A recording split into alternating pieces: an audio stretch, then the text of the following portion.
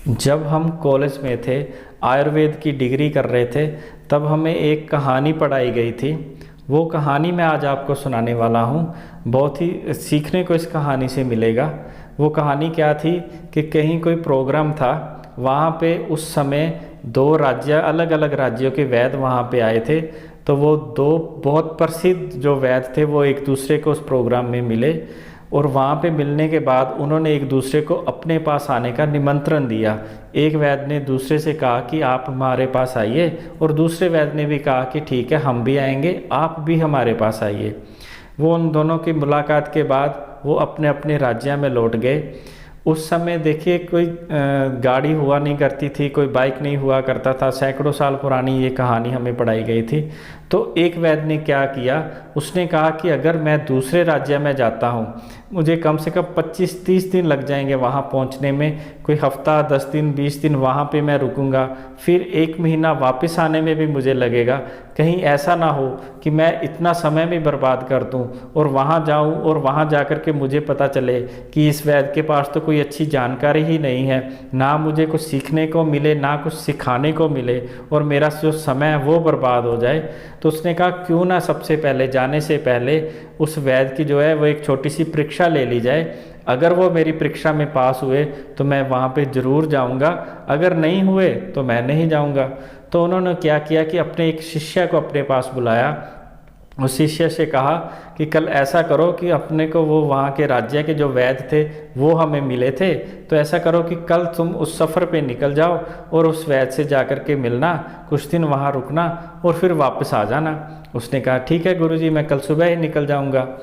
तो उस वैद्य ने कहा, उन अपने शिष्य से कहा कि लेकिन एक शर्त है, तुम्हें क्या करना है, जिस रास्ते से तुम जा रहे हो उस रास्ते पे तुम्हें इमली का पेड़ मिलेगा। जहाँ जहाँ भी इमली का पेड़ मिले तुम्हें केवल इमली के पेड़ का ही इस्तेमाल करना है। अगर तुम्हें भूख लगे तो तुम्हें इमली ही खानी है, इमली की पत्तों का सेवन करना है। पानी पीना है तो इमली का ही पानी पीना है। अगर तुम्हें आग जलानी है तो इमली की ही लकड़ी को लेकर के उसकी ही आग जलानी है, उसी पे खाना पकाना है, और इमली के पेड़ के नीचे ही तुम्हें सोना है। तुम्हें कुछ और 1 महीना कुछ और ना तो खाना है, ना ही पीना है, ना ही इमली के पेड़ के अलावा कोई और दूसरी लकड़ी है उसका इस्तेमाल करना है। उसने कहा ठीक है गुरुजी। उसने सुबह गुरुजी को नमस्कार किया और वो अपने सफ़र पे निकल पड़ा। वो जहाँ भी इमली का पेड़ देखता कि अब छाया होने वाली है, अब रात होने वाली है, उसे भूख लगती थी, तो उस पत्तों को ग्राइंड कर करके, पीस करके उसी की रोटी बना करके, इमली की ही सब्जी बना करके उसके साथ खा लेता था। और जो लकड़ी वो जलाता था वो भी इमली की होती थी। तो वो ऐसे करते करते उसका समय बीतता गया, और वो 1 महीने के बाद दूसरा जो राज्य था जहाँ के वैद्य के पास उसे जाना था, वो वहाँ पे पहुँच गया। तो उसने जाकर के वैद्य जी को नमस्कार किया, और वैद्य जी ने उसका हालचाल पूछा कि भाई तुम तो काफ़ी बीमार लग रहे हो, क्या हुआ। तो उसने कहा कि पता नहीं कोई पुरानी दुश्मनी थी जो हमारे वैद्य जी ने हमारे से निकाली है, मुझे इस सफ़र पे तो भेज दिया, लेकिन उन्होंने कहा कि सारा कुछ जो है वो तुम्हें इमली का ही इस्तेमाल करना है। और मैंने 1 महीना उनकी बात मानी, और ये देखिए मुझे कुष्ठ रोग हो गया है। पूरा शरीर उसका जो था वो खराब हो गया था, खारिश हो रही थी, बुरा हाल हो गया उसका। उसने कहा कि वैद्य जी मुझे समझ में नहीं आ रहा कि अब मैं वापस जाऊं तो क्यों जाऊं, और जाऊं तो मैं करूं क्या, और इतनी बुरी कंडीशन है तो मैं वापस ठीक से जा भी नहीं पाऊंगा, 1 महीने का सफ़र मुझे फिर वापस में लगेगा। तो वो जो दूसरे वैद्य जी थे वो हंसने लग पड़े। वो समझ गए कि जो वैद्य ने इस लड़के को मेरे पास भेजा है, मेरी परीक्षा लेने के लिए भेजा है। तो वो इस बात को समझ गए। उन्होंने कहा कि ठीक है बेटा, तुम ऐसा करो, कल तुम वापस सफ़र पे चले जाना, लेकिन इस बार तुम्हें क्या करना है, इस बार तुम्हें जो जो तुम इमली के पेड़ के साथ कर रहे थे वो अब नीम के पेड़ के साथ करना है। तुम्हें नीम के पेड़ की छाया में सोना है, तुम्हें नीम के पत्तों का सेवन करना है, पानी पीना है तो नीम को ग्राइंड करके पियो, भूख लगी है तो नीम के फल को खाओ, उसी की लकड़ी को जला करके तुम्हें आग जलानी है और उसी पेड़ के नीचे सोना है। तो उसने कहा कि गुरुजी ऐसा ना हो कहीं मैं पहुंच ही ना पाऊँ और मैं रास्ते में मेरी मौत हो जाए। एक बार आया हूँ इमली के साथ ये सब मैंने प्रयोग किया तो इतनी बुरी हालत हो गई। तो उन्होंने कहा कि नहीं कुछ नहीं होगा, तुम सुबह निकल जाना। उसने कहा ठीक है।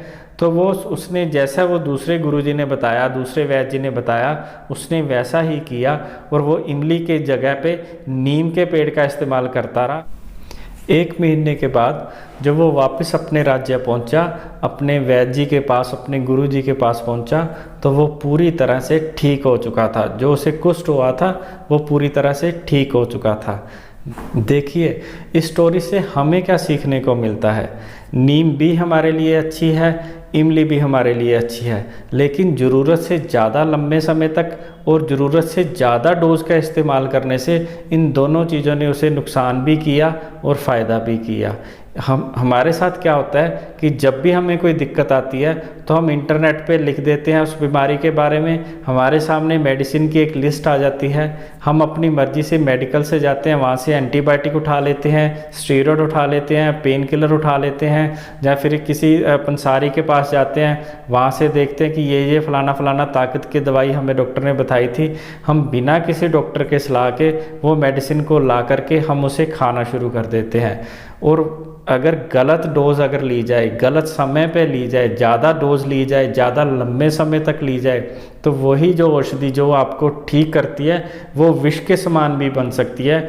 बहुत सी आयुर्वेदिक मेडिसिन है जो पॉइजनिंग प्लांट से बनाई जाती हैं, बहुत सी ऐसी मेडिसिन है, लेकिन उसको सही अगर शोधन किया जाए, कम मात्रा में किया जाए, तो वो आपके लिए अमृत के समान है। वही औषधि को अगर सही से आपने शोधन मारन नहीं किया, उसका आपके सही से भस्म नहीं बना, वो हैवी मेटल है, और अगर आपका उसका इस्तेमाल लंबे समय तक कर रहे हो, बिना डॉक्टर की देख रेख में कर सकते हो, वही मेडिसिन आपके लिए विष का समान भी कर सकती है, वो विष का रूप भी ले सकती है। इसलिए जब भी आपको मेडिसिन का इस्तेमाल करना है, एक बार आप डॉक्टर को ज़रूर बताइए, ज़रूर अपनी बीमारी के बारे में बताइए कि मुझे ये बीमारी है और ये मेडिसिन मैं लेना चाहता हूँ, क्या ये मैं मेडिसिन, चाहे वो एलोपैथी हो चाहे वो आयुर्वेदिक हो, वो मुझे कितनी डोज में लेनी है और कितने समय तक लेनी है।